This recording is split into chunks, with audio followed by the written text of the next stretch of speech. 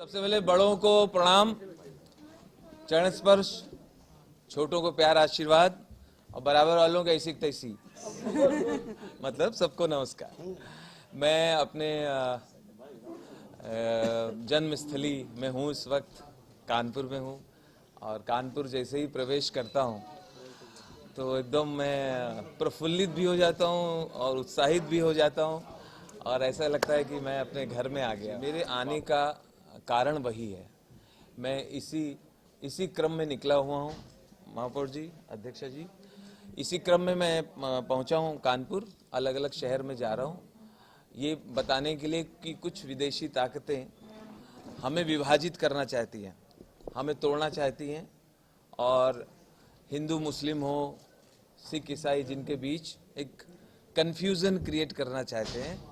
तो हम इनके झांसे में आने वाले नहीं हैं, ठीक है। और ये हमारे देश को कमज़ोर नहीं कर सकती।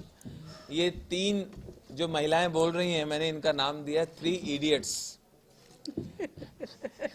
ये 3 इडियट्स जो है ना हमें अलग कर पाएंगी ना हमें तोड़ पाएंगी। और जहाँ तक किसानों की बात है, किसानों पे सबको गर्व है।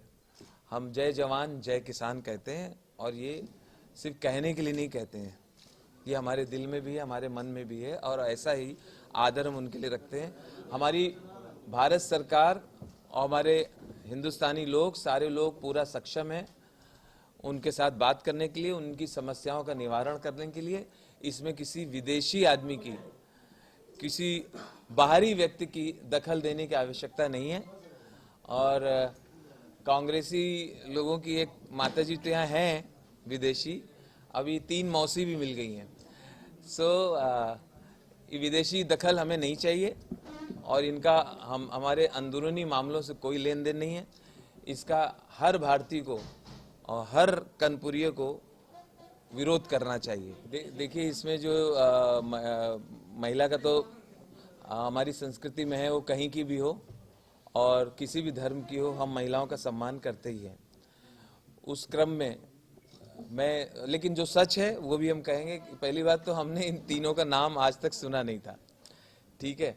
ये हो सकता है कुछ अंग्रेजी कल्चर के लोगों में ये मशहूर हों और हो सकता है कि अंग्रेजियत रखने वाले ऐसे लोगों के वो आइडल हों।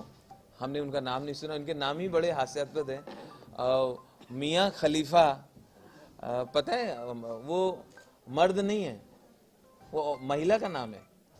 तो नाम ऐसे, एक तो मियाँ, ऊपर से रखे हैं खलीफा, तो ये खलीफागिरी यहाँ नहीं चलेगी, सही है। तो मुझे लगता है कि ये बिल्कुल गलत बात है, इसका हम लोग बिल्कुल कंडम करते हैं। और मोदी जी हर रोज कह रहे हैं कि मैं सिर्फ एक फ़ोन दूर हूँ, किसान भाई चाहे जब आ जाएं मुलाकात करें, हम उनकी समस्याएं निपटाने के लिए तैयार हैं। लगातार कृषि मंत्री जी मीटिंग कर रहे हैं, हमारे गृह मंत्री मीटिंग कर रहे हैं, हमारे साथ में रक्षा मंत्री, रेल मंत्री, सारे लोग लगातार मीटिंग कर रहे हैं।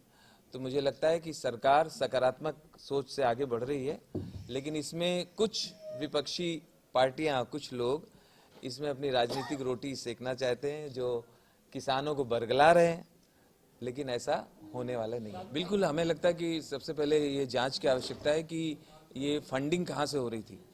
ये कहीं ना कहीं से पैसे भेजे जा रहे थे और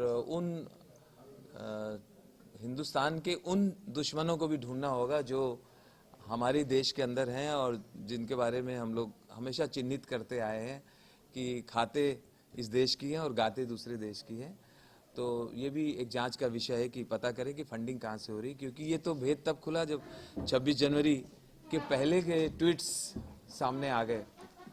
तो जाहिर है कोई बहुत बड़ी साजिश है।